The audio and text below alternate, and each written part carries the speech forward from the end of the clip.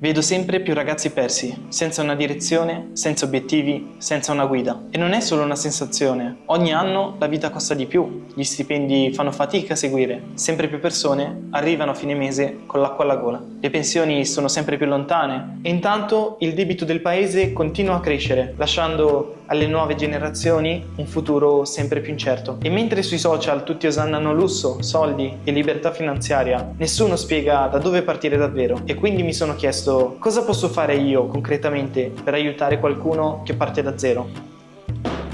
Ho deciso di costruire una serie, una mappa passo dopo passo per capire come aumentare il reddito, investire e costruire la vostra libertà finanziaria in Italia e quella dei vostri cari. Però, prima di parlare di ricchezza, dobbiamo partire dalla base. Quanto costa vivere davvero? Ciao, sono Bad, sono un ingegnere e in questo canale ti parlo di soldi, imprese e scelte reali fatte in Italia. Se ti interessano argomenti come finanza e fare impresa, ma con esempi concreti e numeri veri, allora iscriviti e attiva la campanella. Torniamo al video. Prima di arrivare a parlare di libertà finanziaria, investimenti, immobili, business online, bisogna partire però dalla base. Quanto ti costa semplicemente vivere in Italia? Ovvero, quanto devi guadagnare per pagare affitto, bollette, spesa, trasporti, imprevisti, un minimo di vita sociale e avere comunque un qualcosa da parte? Perché il problema vero non è solo arrivare a fine mese, il problema è arrivarci con un margine. Se ogni mese guadagno 1500 euro e ne spendo 1500, tecnicamente riesco a vivere, ma non sto costruendo nulla per il futuro. Non posso permettermi di investire, di rischiare, non posso permettermi neanche un errore e non posso nemmeno stare tranquillo se mi si rompe la macchina o arriva una bolletta di 50 euro più alta. Quindi questa serie parte proprio da qui, dai numeri veri. Nel primo episodio analizzeremo il costo della vita in Italia partendo dalla situazione peggiore e più comune in Italia, ovvero una persona single che vive da sola. Secondo i dati Istat del 2025, infatti si parla della situazione di praticamente il 40% degli italiani. Ma perché è il caso più duro? Non dividi l'affitto, non dividi le bollette, non dividi la spesa ed è tutto sulle tue spalle. Poi, nei prossimi episodi, vedremo come raggiungere quella cifra. Prima con i lavori convenzionali, poi con i lavori meno classici, poi con entrate extra, risparmio, investimenti e infine il modello FIRE. Però, prima di parlare di libertà finanziaria, dobbiamo capire una cosa. Qual è il numero minimo da raggiungere per smettere di vivere mese per mese e iniziare davvero a costruire qualcosa? Prima di iniziare con l'elenco dei numeri, però, devo fare una premessa importante. Il costo della vita in Italia cambia tantissimo in base a dove vivi. Vivere a Milano non costa come vivere in un piccolo paese del sud, ma anche dentro la stessa città può cambiare tutto, in base a che tu viva in centro, in periferia, provincia, che tu abbia una casa di proprietà, viva in affitto, in una stanza condivisa oppure in un monolocale. Quindi i numeri che vedremo non sono una verità assoluta valida per tutti, ma seguendo il processo logico potrete facilmente adeguare il calcolo alla vostra situazione specifica. Questi numeri quindi sono solo una stima realistica per una persona single che vive da sola in una città media italiana, senza che faccia una vita di lusso, ma nemmeno una vita di sopravvivenza estrema. La prima voce, e probabilmente la più importante, è l'affitto. Qui il range è enorme. In una grande città una stanza può costarti tranquillamente 500, 600 o anche 700 euro al mese. Un monolocale o un piccolo bilocale può costare anche molto di più. In una città media o in provincia invece puoi trovare qualcosa a meno. Magari tra i 400 e i 600 euro puoi trovare anche un piccolo monolocale, ma dipende tantissimo anche qui dalla zona. Per questo, per il nostro caso di studio, prendiamo una cifra abbastanza prudente, ovvero 600-700 euro al mese di affitto. Non è il caso peggiore in assoluto, perché comunque per Milano sarebbe comunque poco, ma non è nemmeno il caso super fortunato di chi vive in una casa di famiglia o paga 300 euro in un paesino del sud. È quindi una cifra realistica per una persona single che vuole vivere da sola in una città italiana normale. Dopo l'affitto, il secondo blocco sono tutte le spese legate alla casa, quindi bollette, spese condominiali e internet. Perché il costo della casa non sta solo nell'affitto, ma devi pagare anche la luce, il gas, l'acqua, la Tari, l'internet, magari le spese condominiali, magari il riscaldamento centralizzato. Ma anche qui dipende tantissimo dalla casa, dalla città, dalla stagione o da quanto consumi. Però, stando su una stima realistica, possiamo mettere un intorno di 170-200 euro al mese. Terza voce, la spesa. E non intendo solo il cibo. Dentro ci sono alimentari, acqua, detersivi, carta igienica, sapone, prodotti per pulire. Insomma, tutte quelle cose che compri al supermercato. Se vivi da solo e vuoi mangiare in modo normale, non da bodybuilder con salmone tutti i giorni, ma nemmeno da studente fuori sede che vive con solo pasta e tonno, io metterei almeno un 300-350 euro al mese.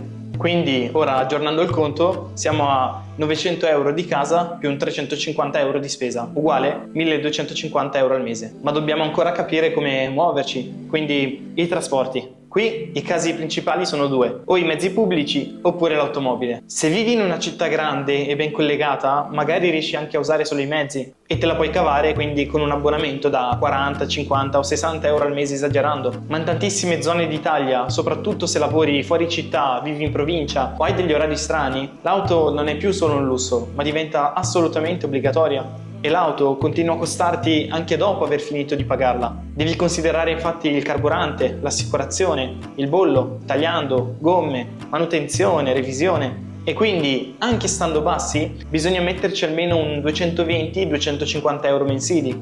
Quindi, aggiornando il calcolo, siamo già a 1500 euro al mese, ma senza ancora aver considerato la vita sociale, la salute, i vestiti, il telefono e gli imprevisti. E ora tocca a una voce che spesso si trascura quando si programmano le proprie finanze, ovvero i consumi extra. E qualcuno giustamente potrebbe dire ma se io voglio risparmiare queste cose le taglio. Sì, alcune sicuramente le puoi tagliare, ma non puoi neanche vivere tutta la vita soltanto pagando affitto, bollette e spesa. E dentro questa categoria finiscono il telefono, il parrucchiere, la palestra, qualche uscita o qualche cena fuori. Quindi non stiamo parlando di lusso, stiamo parlando di una vita assolutamente normale. E per questa voce bisogna dedicarci almeno 200 euro al mese, che non significa uscire tutte le sere, ma significa semplicemente di non vivere come se il tuo unico scopo fosse sopravvivere. Poi c'è la salute e anche qui se sei giovane magari pensi vabbè io non spendo niente in salute, però nella realtà qualcosa può sempre uscire. Possono essere dei farmaci, una visita dal dentista, gli occhiali o una visita privata perché col pubblico ormai devi aspettare diversi mesi. E il fatto che lo mettiamo come spesa mensile non significa che ogni mese tu spenderai quei 100 euro, ma è semplicemente la divisione annuale di quelli che possono essere 600, 800 o 1000 euro. Quindi possiamo mettere tranquillamente una media di 80 o 100 euro al mese, arrivando quindi a 1800 euro al mese. A questo punto, con 1800 euro di stipendio medio, comunque non abbiamo ancora messo nulla da parte per il nostro futuro. E tutto questo sperando comunque che la vita ci sorrida sempre, senza considerare quindi che possa capitarci un qualcosa di brutto o un imprevisto. Ad esempio, che si rompa il telefono, che la macchina abbia un problema, che debba cambiare le gomme, che ti arrivi una multa o che semplicemente si rompa un elettrodomestico. Ed anche qui bisognerebbe stanziarci almeno un 120-150 euro mensili, arrivando così ad un totale che oscilla tra i 1700 e i 1950 euro al mese. E queste sono soltanto le spese mensili che ti servono per vivere. Non stiamo ancora parlando di come ci si arricchisce, non stiamo ancora parlando di investimenti e non stiamo parlando nemmeno di viaggi, di lusso e di libertà finanziaria. Stiamo parlando semplicemente di vivere mese per mese. E se per vivere da singoli in Italia servono circa 1700-1900 euro al mese, allora la vera domanda è un'altra: quanto dovrei guadagnare per costruire davvero un qualcosa in futuro? Perché ripeto, se ne guadagni 1.900 e li spendi tutti i 1.900, sei solo arrivato a fine mese, e se ti rimane zero non investi, e con zero non crei un fondo di emergenza, e sicuramente con zero non puoi rischiare, e sei a un imprevisto dal cadere nel debito. Quindi nel nostro budget manca ancora una voce fondamentale, ovvero gli investimenti e la costruzione del nostro futuro. O detto più semplicemente, il margine sulle nostre spese. Ma quanto dovrebbe valere questa voce? Se ricordate, nel video sul come si diventa ricchi, avevo introdotto il modello FIRE, presentando il caso che secondo me è il più facilmente realizzabile, ed è quello di risparmiare e di investire in modo rigoroso un terzo del tuo stipendio per poco meno di 20 anni, considerando un rendimento netto medio del 5%, che è comunque abbastanza prudente vedendo l'andamento dei diversi indici, soprattutto quelli americani, negli ultimi 30 anni. Passato questo periodo, l'investimento dovrebbe generarti ogni mese quelle che sono le tue spese mensili, ovvero 1700-1900 euro al mese, permettendoti chiedendoti di smettere di lavorare senza dover quindi cambiare il tuo stile di vita, ma potendo eventualmente scegliere di non lavorare più o di dedicarti ad altre attività che magari preferisci. Per onestà intellettuale vi dico che bisognerebbe aprire una piccola parentesi, ovvero l'effetto dell'inflazione sul costo della vita durante questi 20 anni, ma il calcolo diventerebbe troppo complicato. Quindi il nostro obiettivo è guadagnare almeno una volta e mezzo quello che spendiamo mensilmente, cioè 2.600-2.800 euro netti ogni mese. E questa è la cifra con cui matematicamente puoi iniziare a costruirti un futuro migliore, in tempi ragionevolmente brevi. La domanda ora è: come si arriva a guadagnare 2.500-2.800 euro netti al mese? E soprattutto, si può davvero arrivare a queste cifre in Italia? Piccolo spoiler, sì, si può fare, ma non ci puoi arrivare senza un piano. Serve capire quali strade abbiano davvero senso, quali lavori oggi possano avvicinarti a queste cifre, quali competenze aumentino il tuo valore sul mercato e quali entrate extra possano fare la differenza.